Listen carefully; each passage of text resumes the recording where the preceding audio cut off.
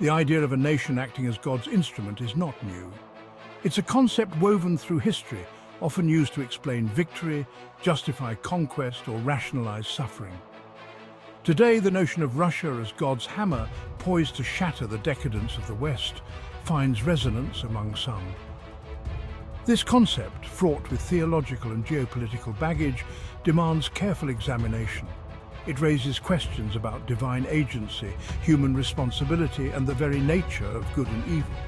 This essay will delve into the historical, theological, and ethical dimensions of this idea. We will explore historical precedents, examining how different cultures have perceived nations as tools of divine judgment. We will unpack theological concepts like divine sovereignty and explore the moral implications of viewing any nation through such a lens. Furthermore, we will analyze contemporary geopolitical dynamics, particularly the relationship between Russia and the West.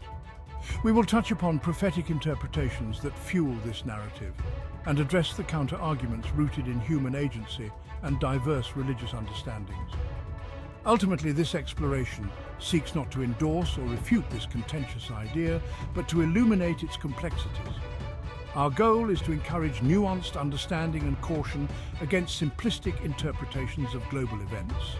The history of humankind is a testament to the danger of claiming absolute knowledge of divine intent. The belief that God intervenes in human affairs using nations as instruments of judgment has a long and bloody history. The pages of the Old Testament, for instance, are replete with tales of empires rising and falling at God's command. The Assyrians, the Babylonians, even the Israelites themselves are all portrayed at various points as tools of divine wrath, meting out punishment on the wicked. Moving beyond the Bible, ancient Rome viewed its expansion as divinely ordained, its legions marching under the banner of Jupiter. Centuries later, the Islamic conquests were often framed as a holy war, a divinely sanctioned campaign to spread the word of Allah. Each of these historical examples underscores a recurring theme: the tendency to imbue temporal power with divine purpose. This pattern transcends specific religions or geographical boundaries. It speaks to a deeper human need to find meaning in the chaos of history, to believe that someone or something is in control. The idea of Russia as God's hammer taps into this ancient and potent narrative, casting current geopolitical tensions in a cosmic, almost mythical light. However, the danger of such interpretations lies in their potential to justify violence, demonize entire groups of people, and absolve individuals of responsibility for their actions. The theological underpinnings of the God's hammer concept rest on complex doctrines like divine sovereignty and judgment. Proponents often point to scriptural passages that depict God using nations to punish wickedness and advance his plans. The book of Isaiah, for example, refers to the Assyrian king Sennacherib as the rod of my anger, Isaiah 10:5. Such verses raise profound questions about the nature of God's relationship with humanity. If God is indeed sovereign, does that mean he predetermines every event, including the rise and fall of empires? And if nations are merely instruments in his hands, what does that say about human free will and accountability? Theological interpretations of these questions vary widely. Some argue for a God who actively intervenes in human affairs, guiding the course of history according to his divine plan. Others emphasize God's self-limitation, suggesting that he permits human choices to play out, even when those choices lead to suffering. The concept of divine judgment further complicates the matter. While many religions acknowledge the idea of divine retribution for sin, they differ significantly on its nature and extent.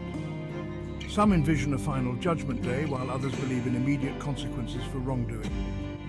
Understanding these theological nuances is crucial for navigating the ethical minefield of viewing any nation, including Russia, as a divine instrument. The notion of a nation acting as God's enforcer carries profound moral and ethical implications. If a nation believes it is divinely ordained to punish another, it can easily justify aggression, oppression, and even genocide. History is replete with examples of such distorted thinking, from the Crusades to the Holocaust. Attributing divine sanction to a nation's actions risks absolving individuals of moral responsibility. If one believes they are merely carrying out God's will, then any atrocity, any cruelty, can be rationalized as a necessary evil. This dangerous logic can lead to a complete erosion of empathy and compassion, turning individuals into blind instruments of a perceived divine mandate. Moreover, the very act of labeling one nation as inherently righteous while condemning another as inherently evil is fraught with danger.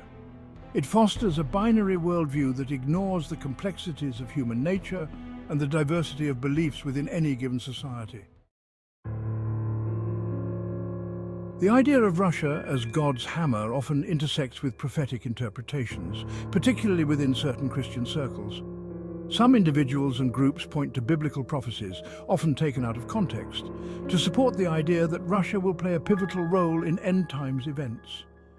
These interpretations often draw upon imagery from the books of Daniel and Revelation, which describe apocalyptic battles and the rise and fall of empires.